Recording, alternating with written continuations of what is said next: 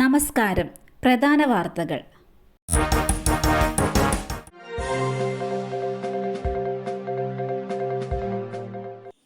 ഇന്ന് ശ്രീകൃഷ്ണ ജയന്തി. ഭക്തജന തിരക്കിൽ ഗുരുവായൂർ. അഷ്ടമിരോഹിണി മഹോത്സവത്തിൽ തിരക്കിലേക്ക് ഗുരുവായൂർ. ഗുരുവായൂരപ്പന്റെ പിറന്നാൾ ദിനത്തിൽ ആയിരങ്ങളാണ് ഗുരുവായൂരിലെത്തുക. രാവിലെ 9 മണിക്ക് പ്രസാദമൂട്ട് ആരംഭിക്കും. ഗുരുവായൂരപ്പന് നിവേദിച്ച പാൽപ്പായസം ഉൾപ്പെടെ വിശേഷാൽ പ്രസാദമൂട്ടാണ് അഷ്ടമിരോഹിണി നാളിലെ പ്രത്യേകത. വൈകിട്ട് വൈവിധ്യമാർന്ന കലാപരിപാടികൾക്ക് ഗുരുവായൂർ വേദിയാകും. 5 മണിക്ക് മേൽപ്പത്തൂർ ഓഡിറ്റോറിയത്തിൽ നടക്കുന്ന സാംസ്കാരിക സമ്മേളനം ദേവസ്വം വകുപ്പ് മന്ത്രി VN വാസവൻ ഉദ്ഘാടനം ചെയ്യും. രാത്രി 7:30 മുതൽ സംഗീത നൃത്ത നാടകവും രാത്രി 10 മണി മുതൽ കൃഷ്ണനാട്ടവും അരങ്ങേറും.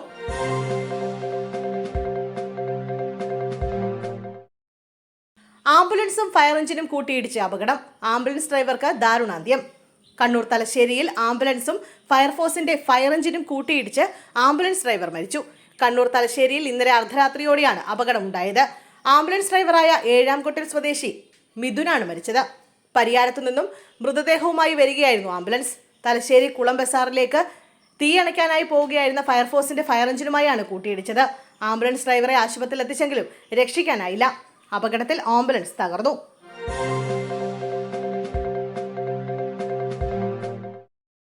ആലപ്പുഴയിലെ നവവധുവിന്റെ മരണം. അസ്വാഭാവിക മരണത്തിന് കേസെടുത്തു. ഫേസ്ബുക്ക് പോസ്റ്റിലും അന്വേഷണം. ആലപ്പുഴയിൽ 22-കാരി ഭർത്തൃവീട്ടിൽ തൂങ്ങി മരിച്ച സംഭവത്തിൽ അസ്വാഭാവിക മരണത്തിന് കേസെടുത്ത് പോലീസ്. ആസിയ മരിക്കുന്നതിന് മുമ്പ് ഫേസ്ബുക്കിൽ പങ്കുവച്ച കുറിപ്പിൽ മരണത്തിന്റെ സൂചനകളുണ്ട്. ഇത് സംബന്ധിച്ച് പോലീസ് അന്വേഷണം തുടങ്ങി. ഫേസ്ബുക്ക് പോസ്റ്റ് ആത്മഹത്യക്കുറിപ്പായി കണക്കാക്കാമെന്നും പോലീസ് പറഞ്ഞു. പിതാവിന്റെ മരണത്തിൽ ദുഃഖിതയാണെന്നും പിതാവിനൊപ്പം പോകുന്നുവെന്നുമാണ് ഫേസ്ബുക്കിൽ ആസിയ എഴുതിയത്. സ്റ്റാറ്റസ് ഇട്ടത് പെൺകുട്ടി തന്നെയാണോ എന്ന് പോലീസ് പരിശോധിക്കുന്നുണ്ട്. വിവാഹത്തിന് 1 മാസം മുമ്പായിരുന്നു ആസിയയുടെ പിതാവ് മരിച്ചത്. 4 മാസം മുമ്പായിരുന്നു ആസിയയുടെ വിവാഹം. പ്രണയവിവാഹമായിരുന്നു ഇത്. എന്നാൽ പിതാവിന്റെ മരണത്തിൽ അതീവ ദുഃഖിതയായിരുന്നു ആസിയ. ഇന്നലെ വൈകിട്ട് ഭർത്താവും വീട്ടിലുള്ളവരും പുറത്തുപോയി തിരികെ എത്തുമ്പോഴാണ് ആസിയയെ വീടിനുള്ളിലെ ജനൽ കമ്പിയിൽ തൂങ്ങി മരിച്ച നിലയിൽ കണ്ടെത്തിയതെന്നാണ് പോലീസിന്റെ മൊഴി.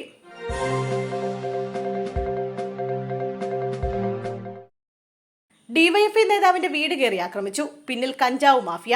ഡിവൈഎഫ്ഐ നേതാവിന്റെ വീടിന് നേരെ കഞ്ചാവ് മാഫിയ ആക്രമണം. ആക്രമണത്തിൽ 3 പേർക്ക് വെട്ടേറ്റു. ഡിവൈഎഫ്ഐ മുടിയൂർക്കോണം മേഖലാ ട്രഷറർ അരുൺകുമാറിനെയും കുടുംബത്തെയുമാണ് ആക്രമിച്ചത്.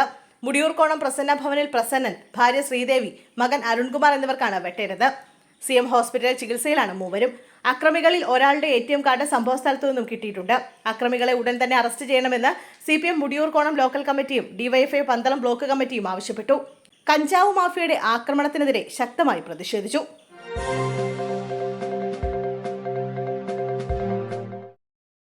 കൈതവനയിൽ കാറും ലോറിയും കൂട്ടിയിടിച്ച് കാർ യാത്രക്കാർക്ക് പരിക്ക്. കൈതവനയിൽ കാറും ലോറിയും കൂട്ടിയിടിച്ച് കാർ യാത്രക്കാർക്ക് പരിക്ക്. അപകടത്തിൽ കുടുങ്ങിക്കിടന്ന 2 കാർ യാത്രക്കാരെ സേനയുടെ ആംബുലൻസിൽ വണ്ടാനം മെഡിക്കൽ കോളേജിൽ എത്തിച്ചു. പുലർച്ചെ 2ഓടെ കളർകോട് കൈതവനയിലായിരുന്നു അപകടം. ചോറ്റാനിക്കര തലക്കോട് സൂര്യകിരൺ വീട്ടിൽ സുബയ്യന്റെ മകൻ ശ്രീകാന്ത്, ഭാര്യ വിനിത എന്നിവർക്കാണ് പരിക്ക്.